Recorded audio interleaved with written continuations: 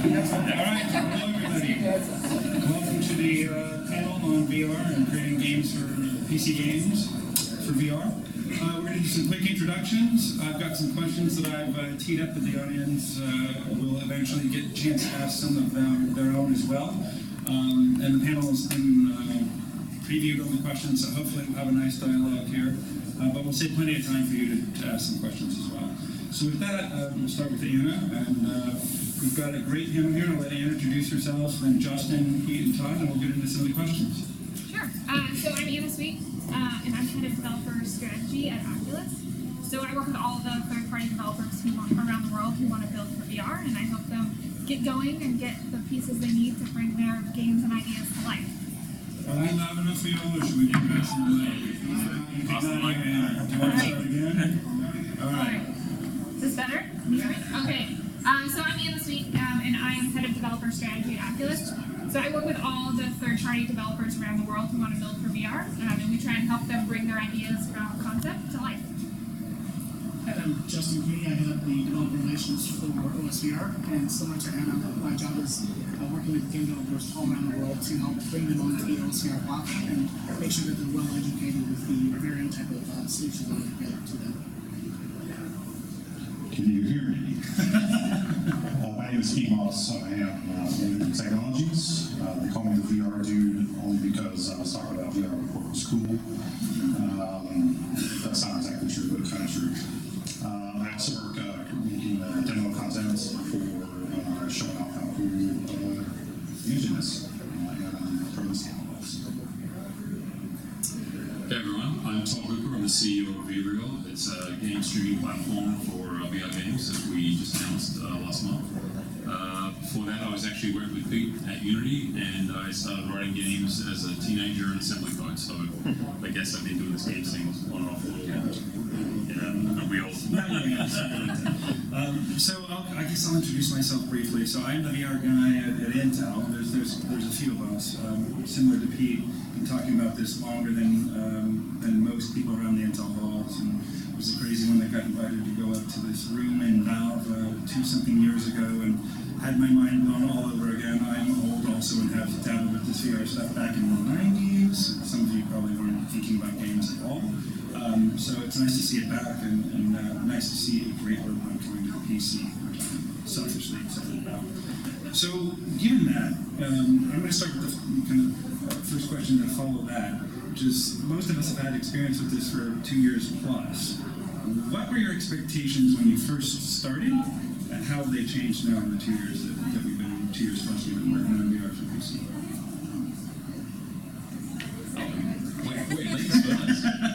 So, I'm like you, my first VR experience was, this is kind of stupid, but it was in a casino. I may have had a few drinks in the 1990s, and there was this weird machine in the corner. I was like, what is that?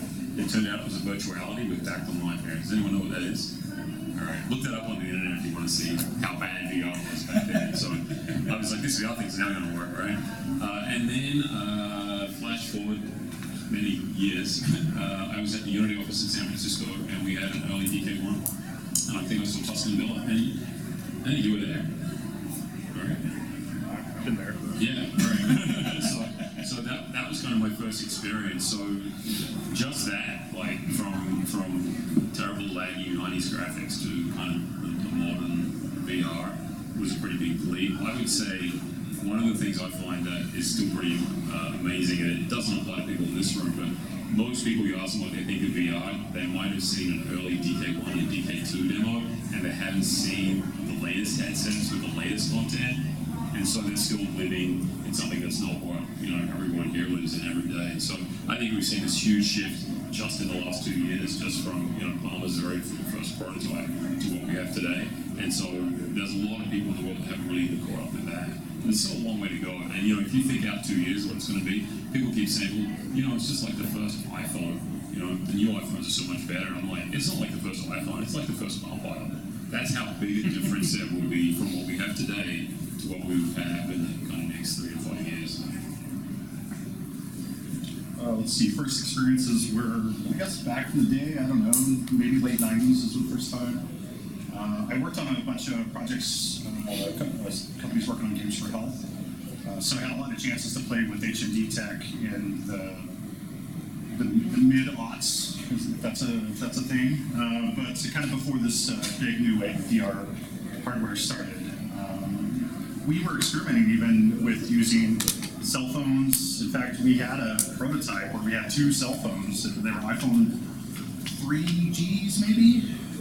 But you know, we were thinking the IMUs were getting pretty good, and the screen res was getting pretty good, and there was kind of a natural focus in that direction. And then, you know, a year or 2 later, started in Unity and wound up seeing the first big show of Oculus at GDC, and made it my mission from then on to pull everyone in Unity that I could into it. At the time, there was very little idea even what VR was, much less how important it could wind up being. And we've now pivoted this company to be very heavily focused in VR. So my work here is done. For me, my first experience was on the VFX1 back in the 90s. The big black helmet thing there was that one. And I think I was playing a flight sim from DID over in the UK. And yes, that experience was, as everyone remembers, not great. But, you know, referencing that, when I got back into VR, it was more on the VFX style market, and just what you can do now, even with something like a Gear VR, depending on what you're powering with, can be very compelling. And the potential for it is just amazing. And it's great to just put something, even if it's just a static picture, but in VR in front of the average person's eyes, their reaction will blow you away. Not everyone has these high-end, super games that are going to blow them away from an experience perspective, but even something as simple as an image in an environment can be very compelling for people and pull them into VR, which, as a market, I think is something that we all need to have. So I think my first experience with VR would have been back in college, which was a lot of really bad prototypes that different engineers were working on, and all I remember about it was that it made me extremely sick. My first experience with more modern VR was when Michael Imarash forced me to do the early demo at Valve, which is where I worked before Oculus, because we were about to start talking to developers about what we were working on, and he told me I couldn't really talk about it if I hadn't tried it. So he made me try it, and I was terrified that it would make me sick, but it was an amazing experience. And when I look back on that, I think the thing that's most interesting is it was just this really basic room with like wallpaper that was like the Yahoo news feed just plastered on the wall, and just that seemingly ridiculous room was so immersive and just you felt like you're in a completely different place. So now I have the really exciting job of going around and talking to developers around the world and showing them prototypes of games and now real games, and just getting them excited to build great content. And so for me, the thing I'm most excited about is all of the innovations and experiments that game developers are going to do over the next several years to bring us experiences we can't even think of yet. So that's our experience. These people are thinking, hey, I thought you were going to tell me about how I'm going to make a PC game. So let's shift a little and get into, you know, if you're sitting out in the audience, you're thinking about, okay, I want to make a PC VR game. What advice do we have for people jumping in? Or do we have any? Oh, I think the first thing is experimentation. I mean, you're learning a new medium and how to present an experience in a game or whatever you want to create in a brand new way. And there's so many different things you got to start thinking about now, even from a big storytelling perspective, let alone from an input perspective and all the game mechanics and whatnot. So, and I think you see that on the market now, where there's definitely a lot of content out there that are more that short, experiential, just testing out a game mechanic or an idea. And I definitely encourage all developers to do that, even if it's just for themselves, because at the end of the day, there's still a lot of learning, so that whenever you decide you want to jump into the VR marketplace, you want to make sure you're ready for it. Whether you make the investment now or you learn from others and make the investment down the line, at the end of the day, it will be an investment. But the better you are prepared and the better that we can prepare the market for you, the more successful you will be. I think to expand on that, the experimentation is really, really important. But it's not just about experimentation, it's about connections, it's about the community. I'm a little biased. I come from Unity, where community is a really, really important thing to us. I just heard Mike talking about it on stage just before this. But that, I think, extends even deeper into the community in VR. Games historically have been a little private. You know, people don't share all the magic that they have going on. Software in general, I used to do work on military contracts and that sort of thing, and man, that's super secretive. you can barely even know what the other guys on the team are doing sometimes, depending on the project. But what I really appreciate about the VR scene right now is that it's centered around meetups, it's centered around game jams, it's centered around community events, so people get to know each other. I mean, I look out of this room and I recognize many, many people here. And I look forward to getting to know the ones I don't recognize. It is a community where you can get to know everyone. But part of that is you soak up the knowledge and you discuss ideas and you share ideas. Not everyone wants to share in all industries, but in VR right now, there's a lot of sharing, and I think that that's really special. And it helps you with the experimentation. As an aside, E3 just happened, and a lot of people were talking about what Sony showed, basically grafting VR onto existing titles. They clearly have a lot of growth to do there. And what I think is really interesting is that the indies that have been working in the space, in many ways, are further ahead, or they've gotten some of those experiments out of the way. They know that you can't just throw a VR camera in an avatar's head and just say, oh, it's a VR game. Now you can do everything else you could do before. Or add some sort of tracked motion controller if using the Vive or somewhere. So there's a lot more to it than that. It's not just about putting a 3D camera in your game. It's actually about designing the experience for the best experience for the end player. And that information is barely written down, but it is shared heavily. It's shared in things like what Ken's been doing with the Voices of VR podcast and getting all these points of view out and the forums and things like that. Communication, very important. Yeah, I would agree with that. I mean, I think this is like a once in a generation opportunity. Like, this is the start of a brand new medium. And there are people out there right now, maybe people in this room, who are going to be making the Pong or the Tetris of VR. There's genre and just complete medium-defining experiences that we're all going to talk about and look back on in 10 years. And I think the thing that we're seeing the most as we're working with developers is that while there are some exceptions, generally speaking, porting your game doesn't work. You can't just throw that camera in there. It doesn't mean, though, that you have to start from scratch, right? As a game developer, you've built all these amazing characters and these amazing worlds, and now you get the opportunity to take those things and use them to build a brand new experience. And that means kind of going back to the drawing board and rewriting all the rules on input and movement and storytelling and all of those things. But for me, that's the most exciting thing to be working on at the moment. You guys stole all my points. So I guess, I love the experimentation point. I think that's a big one. Like, I hear a lot of people say, hey, what if you did this? What if you did that? Well, guess what? The best thing in VR is to try it, because a lot of things that you think will work, they don't work that well, and stuff that you think will never work, that actually works pretty well. So I think the iterative experimental approach is really good. I guess the point I would make about the opportunity is, like Anna said, this is a once-in-a-decade opportunity. It's as big as smartphones, as the internet, as the PC. You don't get that many of those in your lifespan. So it's one that you can really get out there and seize if you want to get into VR. It's actually gotten a lot easier. I would say 2 years ago, VR was still a little fringe. When Facebook bought Oculus, people started to pay attention. When Valve jumped in, people paying more attention. Now Google, Apple's probably going to have something at some point. So there is a lot more excitement. There's a lot more money in the industry as well. The big gaming companies in VR, in my opinion, will probably not be the Blizzards and the Bethesdas and the Bungies, because those guys already have big businesses in traditional 2D games. The big VR games, I believe, is actually going to come from probably someone in this room or a room like it, someone that has an interesting idea. And we've already started to see people come out of these big companies, and there's people just here at Pioneer Square, leave big company, got a great VR idea, heads down for a year, building something awesome. You go and see these games, and they're amazing, and they're a total different sort of game than you would have if you just came out of the traditional game industry and, like you said, just whacked the camera on any old VR game, any old 2D game. So I think that's the opportunity for people to actually get out there and seize that right now. All right, so let's shed some light on our experiences. And some of us are making games, some of us are helping people make games, so it's also a wonderful perspective. What are the biggest surprises you've seen so far in development of VR experiences? And I probably could talk to the rest of the panel.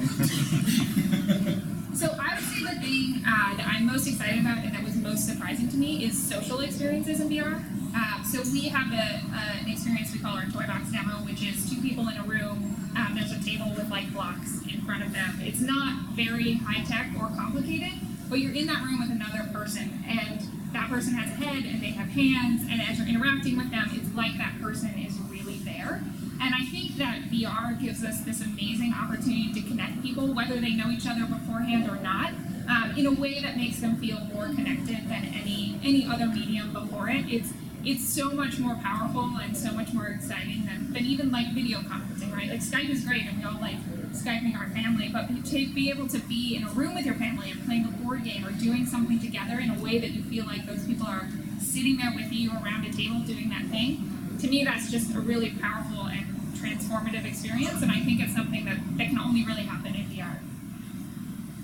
Yeah, I think for me, one of the recent experiences I had was, at E3 and working with developers, is that, the enthusiasm, they know it's a young market, they know it's going to be challenging to have a profitable business right now on it, but they're just so excited to keep trying and trying and trying, responding to feedback. I remember throwing at E3, we had one of the developers from Italy, and they were constantly revising their game overnight based on the feedback that they got during the day, and they were so excited, so happy to just have that experience. It's great to see that, because that's what's going to help sustain the industry and help move it forward. Yeah, I'm with Anna. I think the social thing, it turns out that we're so finely attuned to the human body and emotions and things. Like, if you see a block that looks like a head and two things that look like hands and you hear someone's voice, your brain immediately says, oh, that's Todd, that's Anna. And you don't actually need a lot of fidelity. So things like Toy Box, and obviously we're working something similar for VReal, those kinds of things. People thought VR was going to be this terrible solitary thing where we're all going to end up going down like individual rabbit holes and getting lost in these virtual worlds. But it turns out we may be lost in virtual worlds, but we're all going to be together. So it'll be fun. Or it could be hell enough. Yeah, to further that point, I think that's almost coming out unanimous in the social aspects. I remember a year or two ago reading some early press on VR, because now I can get all the press. And it was going on this idea that, well, VR is great, but you're not going to take a shower, you're not going to talk to humans for a long while. It's going to be great, you're going to have a good time, but you're not going to interact in the same way that you used to. But I always kind of thought that was BS, because if you look at the internet, it's not the best stuff that's coming out of the internet isn't just access to data, but is actually access to communities. In fact, many communities have formed online. I remember when I was in college in the 90s, a girl that I knew, we played an orchestra together, she met someone online and married him. Like, that was so crazy. It was the craziest thing ever back then. But that's not crazy today. That's actually normal in a lot of areas, especially in an urban city like Seattle, where there's a lot of online dating and that sort of thing that's going on. But back in that day, that was really bizarre. So the internet is all about social. It's all about sharing. It's all about creating communities that can't exist in the real world. And what I think is interesting is that's only going to propel further with VR. What's the pool game account? Pool Nation. I don't know anyone that's actually played Pool Nation in that they are really into the pool aspect. It's great fun, don't get me wrong. But man, it turns out to be the #1 meeting space. People hang out and talk stuff. I've talked to so many people recently that go into Pool Nation so they can have a business meeting. Because they can meet the person they want, they can chit chat, they can throw a dart, they can hit some billiards around. But the point isn't the action, the point is this meta thing that's on top of it. And it basically exists because someone created a space and said, man, it sure would be cool to talk to people. The Hover Junkers has a similar thing. We said, now we're shooting at each other, trying to stay away from each other, maybe a little antisocial in that regard, but there's something to be said with standing over a pool table with a guy at a bar, just talking over business or BS or whatever. And so this is an emergent aspect. This is something that people said wasn't going to happen, and the exact opposite is coming out right now. And I think it comes down to this idea that we are visual creatures. We are body language is really, really important, and the systems are getting good enough now that you can recognize the body language. In fact, it's not hard to tell who's a human and who's not a human. Those lines may become blurred in the future, but right now, humans emote in a certain way that we pick up almost immediately. So again, their head may be a box, but it doesn't matter if it moves like a head and kind of bobs around the same way. It's a human. What's also interesting is sometimes when you're in that scenario and you see the person kind of raise their hands up, and their head kind of moves over. But what's interesting is they just took off their HMD.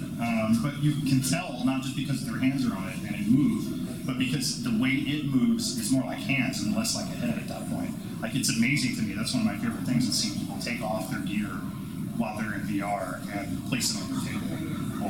Or the Reggie Watts thing that was going on recently, a lot of people had their Vives on. You could tell who was wearing the wrist straps because the controllers were just dangling. This body language that comes through almost immediately, you can't miss it. We are wired to pick it up from a distance. Maybe from some guy out in the field who might kill us or might help us, or from ancient times. But all this stuff comes through, it's all insane. All right, so I've got a two-part question for each of you here. How have your expectations changed around VR since we've been working on it? And how do we manage the expectations of those that are about to start working on VR? It's exciting, right? We jump in, we go, oh my God, it's going to change the world, and everybody's going to want what I do. And then there's the reality of, okay, these aren't the most cheap machines to run, the headsets are expensive, there's a barrier to entry, it's going to take a while for us to get this addressable market. Curious to see how you're approaching that, what advice you'd give folks out here. So I would say it's a marathon, not a sprint. So if you think you're going to get, build an incredible company, get rich, and exit in the next year or two in VR, you're kidding yourself. Pun love example. So realistically, there's only a small community of people with headsets right now. But sometimes that's the best community in which to build something and grow something. You're not competing with a bunch of other big companies, you're competing with a bunch of other small companies, so it's actually a pretty much welcoming business environment for startups. I think you really have to think about building something in the 3 to 5 year time frame. What does that look like? If you were to start building a game now, where maybe the game's going to be in development for a year, and then maybe the game's going to be in early access for a year, and then maybe you're going to start your second game, that's the kind of thing that you have to think about with VR. If you were to ship a VR game today, there's people making good money. I'm sure the Pool Nation guys are super happy. There's a lot of people playing that game, but you are not going to be able to create something on even a successful indie game on a 2D platform is going to dwarf a VR game at this point. So you've got to think about long term. What you're really doing is you're building your skills as a developer. You're building a team of people that know how to create VR content, and even though it may be Unity and Unreal and these tools that you've used before for traditional games, it is similar to a point, and then it's completely different to a point. Like, a lot of the tricks you do in traditional games, you just can't do in VR. You've got to rethink those. So development's kind of slow. Like, we've been working on VReal for over a year. I read at another company today, they've got a product that no one here has probably seen. They've been working on it for 2 years. It's going to take you a while to get a really awesome product refined. So you've got to really think about pacing this over the long term, and then that lets you maximize the opportunity for yourself or your studio, your startup. Yeah, I think going back to the idea of what are you making, if you're porting something forward, some things work okay, but most things are not going to work that well, or not going to work as well as you think. So you need the time to steep in it and learn the language and kind of learn how it feels. You need the time to connect with other people to build the teams, and I think that actually team building right now is probably the #1 most critical piece. If you're trying to really make your mark and build something cool in VR, that's okay. You don't have to have it out there right now. There's more headsets, I think, out in the wild than people expected by now, so yeah, it's going pretty well. The rollout's going okay, but at the same time, I travel quite a bit, and I like to ask people, especially people like cab driver types, who say, oh yeah, you're in games, I'm a gamer, let me tell you all about my favorite games. It's always Call of Duty. I love Call of Duty. But then I ask them, what do you think about VR? What do you think about some of the stuff that's going on the scene soon? And it's amazing how little it's in the public perception. We're so far out of the 90s where there's so much hype. There's the movies, The Lawnmower Man. I actually hated that movie when it came out. Everyone talks about it all the time now. So that zeitgeist of it is gone in a lot of ways, especially with the younger folks coming in who are not too far out of college, maybe. This is a new, fantastic realm to them. For some of us that are a little on the older side, not that I'm that old, but I'm old enough to have seen earlier passes and earlier attempts. And I guess for some of us, it's like, man, is it going to work this time? Is it going to stick this time? Do we finally have enough of our ducks in a row to make this work? I think we do, and I think that's starting to show publicly. But we still got a long ways to go as a VR community to get the word out and to help people understand like why it's important to them. The focus on games is great, and I like games. I work in a game company. I've made a lot of games. But I'm far more excited about other potentials. Education is a real big excitement for me. I'm sure everyone in this room read Ready Player One. If you haven't, go read it tonight. It's your homework. That's my favorite part of the book, is this idea that in the future everyone basically lives in trash heaps because the world's kind of screwed up. But they all kind of educate themselves in the same location on some virtual planet in some other space. But that doesn't seem that remote. It doesn't seem that far-fetched. In fact, it seems like it's needed right now. And I'd like to see other developments start to happen. Filmmakers I've talked to quite a lot lately. People in Hollywood are going crazy for VR right now. Every VP at Sony, and I think everyone at Sony in pictures is a VP, it seems like. They all got their own little pet projects they're working on. They're all making something, and they're soaking this stuff up as much as they can. But they're mostly talking to game devs and gamer types, and that's great. But I'd like to see what will happen in the future. I've made this case many times in panels and talks that I've done, where I say I have a 7-year-old kid. He lives in VR right now. He throws the stick for the robot dog in the lab all the time. I used to have to show him how to do it, but now I have to make sure he's not in there playing on my VR equipment when I'm not in there, because he's getting good enough that he can start it up. He can barely read, but that doesn't matter. He's fine. He likes VR. I'm much more interested to if I could do a little time travel to figure out what that generation is going to build. Because most of the ideas out there right now are from our generation, like what we thought would be cool 20 years ago. I think Quake is 20 years old today. I saw online, and Quake's amazing, but it's a little dated, I think a lot of the concepts that we were carrying from that time are a little dated as well. So I can't wait to see what's next. I think for me, I think these guys brought up great points. Education, learn, it's an investment. Look beyond just straight VR. Look beyond gaming. There's going to be plenty of opportunities as the technology progresses and progresses. And what it looks like today may not be what it looks like in 5 years and beyond. Right? It's always going to be evolving. You have to remember some of the basics of business is know who your market is and know what devices they're going to be using. You got to remember for VR in the foreseeable future, there's going to be many different types of devices, just like there is now, that's going to have varying capabilities. And in order to reach a maximum audience, you're going to want to make sure you can account for them, potentially, if it fits in your game or it fits in your application. So it's all about learning that and being prepared for that and making sure that you can reach the audience that you want to reach and the product that you want to reach with. So. Yeah, I would just reiterate that the people who are jumping in now are the people who are going to be the leaders here in a couple years when everyone else is jumping in. Like the people who are doing all this learning and experimentation right now in these first few years are the ones teaching everybody pretty soon. And it isn't just about games. Like we're all here because games are awesome and we're all super excited about them and games are going to be amazing and already are amazing in VR.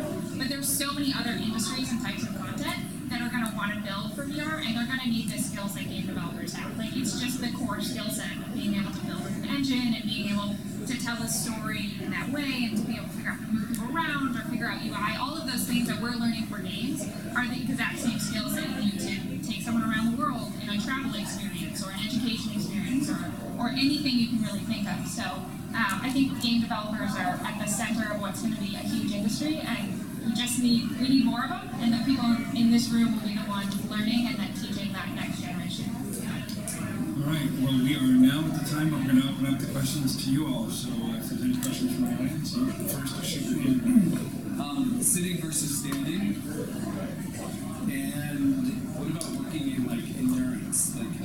People who aren't used to VR, developers think it's domain key breaks and things like that. We have to repeat. So the question, sitting versus standing, that's a question, but also how much does endurance matter? There is this idea of VR legs, kind of like you have your sea legs, you don't get sick when you go on a boat. takes time. I get sick when I go on a boat, but I don't get sick in VR. It takes a lot. But that wasn't the case early on. You know, it took me a while to train up, and I think it's going to take folks a while to train up to kind of allow their body to understand what those sensations are. Also, the hardware is going to improve, so some of those sensations may subside even more over time. Sitting versus standing, from my point of view, depends on the game. I mean, I play, Elite Dangerous, one of the best games ever. I freaking love that game. I just been playing the Engineers update, just came out recently. Finally had a weekend, played a little bit. I'm going to probably stay up way too late tonight playing it again. That's a game I can only play seated, but I have a joystick and a throttle, and you know, when I'm in my cockpit when I sit down at my desk to play that game. But there's other games that I would never even consider playing seated. I think it really depends on the experience. If it's well designed for your player and well designed for like if you want it to be seated, make sure it's well designed for seated. I don't think that you can ever have the assumption that it doesn't really matter. Not yet. Maybe someday when it's a little more of a commodity. But right now it's still a little focused. I think everyone's got their preference. What I do like about standing, especially moving around in VR, it makes you work out a little bit. Sometimes it gets kind of sweaty in there. Put a fan on, it's always good. But what's interesting is now I get, when I'm tired of playing, I'm not tired because I don't know what else to do next, or I'm just kind of mentally lethargic, but I've been sitting on the couch the whole time, just curled up in a fetal position. I'm tired physically. I need to stop playing for a while because my body hurts. That's not a bad thing, in my opinion. It kind of reminds me of the Nintendo Wii, where after you play for a while, they put up the little splash screen that says, "Hey, why don't you go outside and play for a while?" And they, you know, the picture was an open window with the breeze blowing through it. And I think having doses that you kind of build up is fine. But I got to say, you know, you can easily spend 8 to 10 hours in VR, and what's funny is you think it's 1 or 2 hours maybe, but suddenly you realize you really got to pee really, really bad. You don't know why. Because you've been sitting for a long time, especially. Yeah, I would agree. I think we don't know what the rules are yet. I think game developers are really smart and they're really creative, and if they focus first on the experience that they want to build, it will kind of naturally fall out whether that should be seated or standing or how long it should be. And I think that's the best possible thing for the overall ecosystem right now, because not only do we not know what to build because it's a brand new medium, but customers don't yet know what their favorite thing to do is. So the more variety we can provide of experiences for people to try and for us all to learn from, I think the better for us all to move everything forward.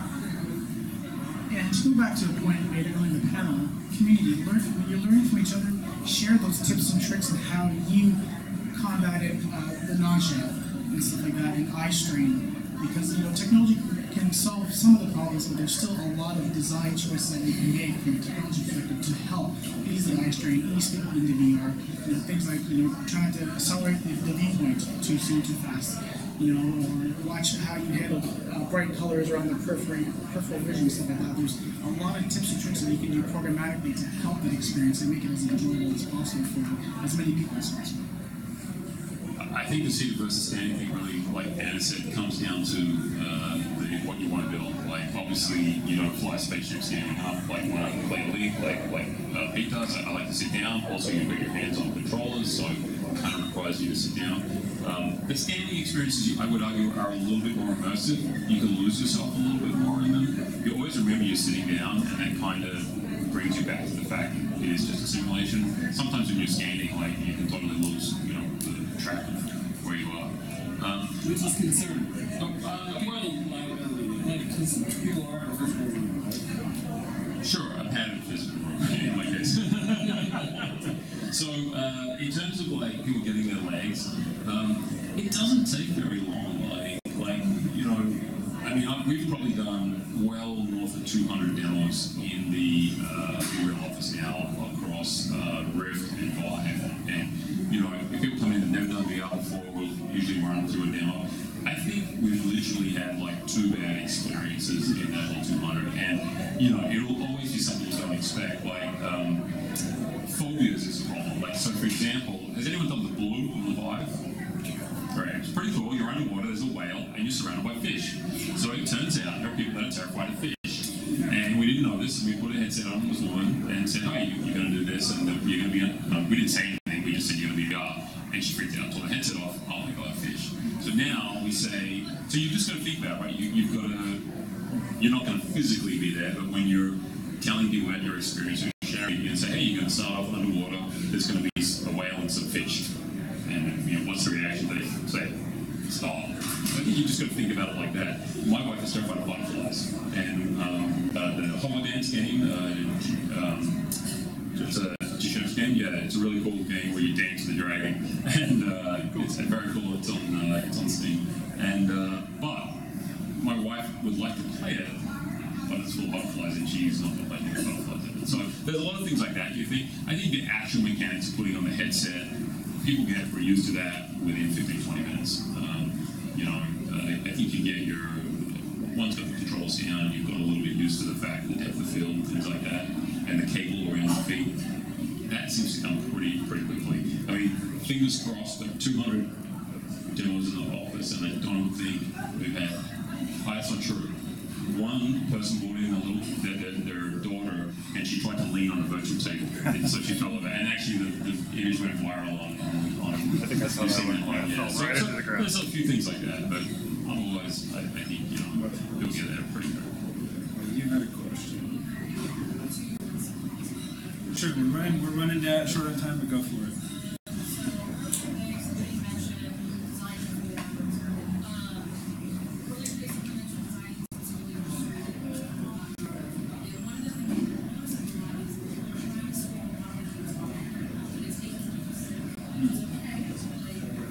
I agree 110%.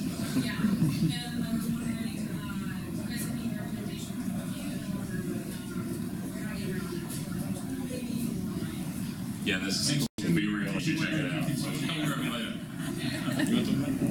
So the question was, should developers think about creating VR experiences specifically for streaming? Is that fair? Right. So the problem there is that streaming today, we're streaming a 2D surface onto another 2D surface, so we use video to do that, right? So you capture the HND video, stream it onto a screen. Seems like a good idea. The moment the person playing the game starts moving around, it looks like they've got a GoPro strapped to their head, and most people can't watch it for very long. It's also, you can't actually see what they're doing, you can't see the person, right? So that's really what VReal is. It's a way to stream VR games that you're not stuck in the viewpoint of the person playing it, and you can actually see that person in the world. So yeah, I'm happy to chat with you, and if you want to see them, let us know. Yeah, the more you can get away from the first-person point of view, the better. We run tons and tons of demos in my lab at Unity, and the people that we have folks that come in from all walks of life, and folks that are a little sensitive to motion sickness already. Like I got a couple friends that I love to test on because they just can't do VR. Like it's just not their thing. Not that we're doing something bad or wrong. It's just it doesn't feel right, or it hits something in their head that it's not hitting in mine or most people's. But what's interesting is that some people will look at the flat view on the screen, just like the left eye works, and they think it moves around like crazy. Because it does. Your head's always moving. Your eyes are always moving. There are all these little subtle motions. That goes back to that body language and how you can tell if it's a human. They're going to be fingerprinting you based on how you tilt your head pretty soon, I'm sure. Talk about tracking. It's going to be everywhere. But what's interesting is as soon as you have it on your head, all that shakiness is gone because we're all shaky human beings. We all shake around all the time. But we ignore that. We filter it out. Our brain builds the model of what's in the world and gets rid of all that noise. And when you see it on the screen, it's really, really obvious that there's something else going on. There's other stuff happening that you're not always aware of.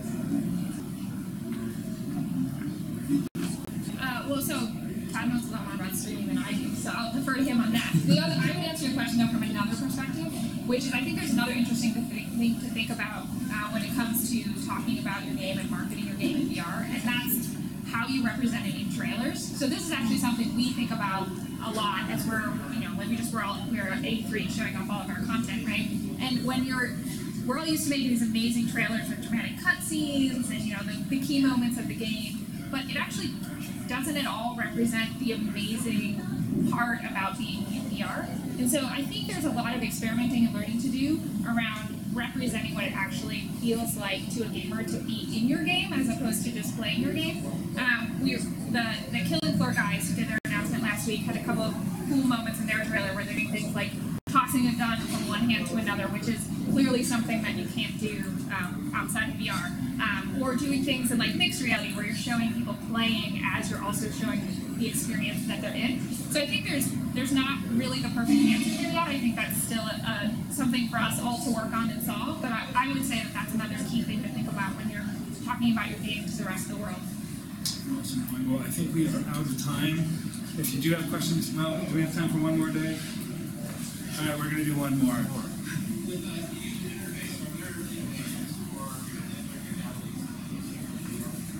So with user interface, are there innovations with input technology that we see in VR? That's the question you're asking? I want to see eye tracking in all HMDs. Eyes, they do so much. They're so important, and we're ignoring them right now. I want to see that. I've seen some small versions of that, but it needs to go a lot further. I also want to see individual hands and fingers, not just, am I covering a button halfway or not, or am I using a wand in my hand so I effectively have a club? Like, can I touch things with my fingertips? Can I track to that point? That's probably a little further out, but there's some really great advancements already happening in this space. I think if you could react with the UI like you would in the normal world, this world, then all the better. That's kind of the holy grail. That's what we're going for, I think. It doesn't have to be real to feel. Yeah, I think further to that point, there's definitely a lot of research and development going on from that perspective, whether it be eye tracking, 4D rendering, different input devices like the Glove One guys and whatnot. And I think that the further along we get there, the sooner it's going to be much better from a UI perspective. But I also think from a UI design, there's no better way to do a better UI than to just iterate the process yourself. Far too many times I've seen content where I'm struggling to even read what the UI is trying to convey, let alone trying to operate it and control it and whatnot. So there's even some base fundamentals that have to take place before you even factor in the type of input mechanisms that you're going to be supporting. I guess one thing I would say is don't get too distracted on the UI by trying to support every different thing. Like you know, if you can build a game that supports Oculus Touch and the Vive controllers and that kind of hand track input, then you know, build that and iterate on it and make it really good. There's a lot of UI out there today that's not that good, and so there's a lot of games I load and I'm like, how do you use this thing? You know, everyone's taking a different approach. You should put all your effort into refining it in the software. I mean, Leap Motion is very popular with developers, but you know, it's not a commercially available product for most people. So, you know, if you get an awesome interface that works on in Leap Motion, it's only going to apply to a small percentage of the market. Whereas something that works great with touch and the Vive controllers, every single person that has one is going to have one of those. So you got to think about that. Like otherwise, you can't make a really good touch UI that also works as a gaze-based UI, in my opinion. So I think the gaze-based UI, if you're thinking future forward, is probably something that we'll see less of, and then I would hope that you know everyone's going to have controls like the touch. Even mobile devices would have that, and we'll be less dependent on gaze-based UI. So if you're thinking about a game that's going to ship in a year or two, my bet would be, and people here I'm sure would disagree, but probably less gaze-based UI and more touch-type UI, where you prototype that with Oculus Touch or with the Vive controllers, and not try and create a UI that serves every possible piece of hardware, because those pieces of hardware may not be relevant in a year or two. Yeah, I guess I would go back to my earlier answer, which is this is our moment to throw away all the rules and start over. Like, we built a bunch of UI and interactive models for games because we didn't have hands and we didn't have other ways to interact with a screen other than a keyboard and a mouse. And now we're back to being able to interact with things in the way we naturally would in real life, with hands, with where you're looking, all of those things. So I would encourage us all to take everything we've learned about keyboard and mouse style games and throw it out the window and go back to just thinking about, if I was actually in this room, what would I do to interact with this thing right now? And I think that will lead to the most intuitive way for gamers to interact with your world. Thank you all so much for joining me in here.